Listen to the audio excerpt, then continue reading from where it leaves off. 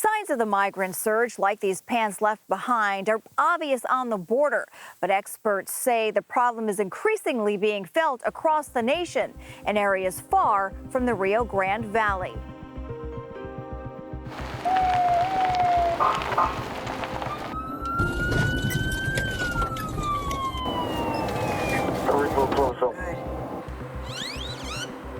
Sneaking into Texas's Rio Grande Valley, now by the thousands per day.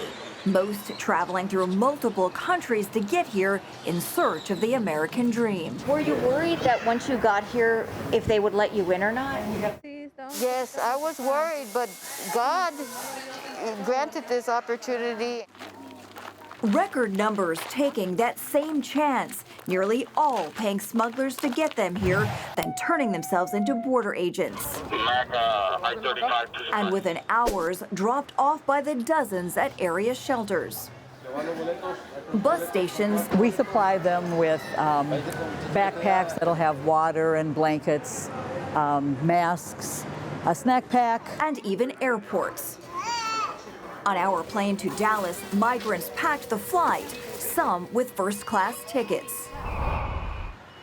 Due to the lenient immigration policies now in place, most will never face a judge. Usually you're given a court date and you are supposed to appear, which most don't appear, but at least you're given a court date. Now they're not even given a court date.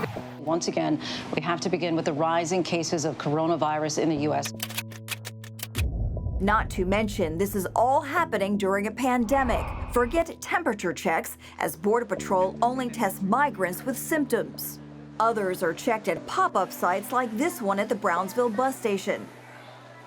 We saw how those testing positive were placed across the room from others, yet they still boarded buses bound for cities across the U.S., some likely spreading COVID along the way.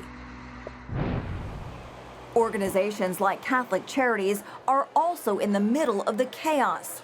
The difference we saw is that they test hundreds of migrants each for the virus. Anyone testing positive packed into vans and sent to area hotels where they are urged. We'll test them every single day until we see a negative test result. In the meantime, they get cared for, meals and anything they need. But not forced to quarantine. We're in the middle of a pandemic. For so long, we've been told, stay home. Kids cannot go back to school. Keep your business closed. I don't understand what their comprehension is, to allow so many people to come in. According to law enforcement, that large number is also due to smugglers who are cashing in to the tune of billions of dollars. Do you think that the increasing numbers coming over right now is going to create more opportunity for these smugglers? Yes, I firmly believe that it's going to increase the numbers of stash houses. The individuals that are crossing the river, they pick them up along the river in a vehicle and bring them to an area such as this one here. Migrants, some kidnapped, others running from the law themselves, are often kept in deplorable conditions as their keepers demand more money to take them deeper into the U.S., often along with drugs. What kind of people hide in stash houses? We've had elderly from male, female with a newborn, children. Until recently, Border Patrol's intel team conducted hundreds of stash house raids per year.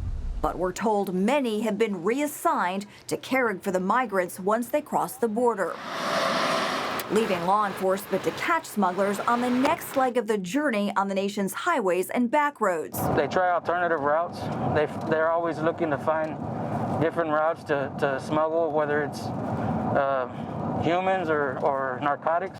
Hidalgo County constables are among those getting federal money to pay for overtime on border security. That includes traffic stops like this one, where we saw officers suspicious of a speeding car full of young men heading north. This is just one of a number of these stops just in the last, really few minutes. Our deputies, along with Border Patrol, have conducted more than 8 to 10 traffic stops within the last 30 minutes. And obviously they got one. And as we learned of another disturbing trend, U.S. citizens are increasingly helping migrants evade authorities.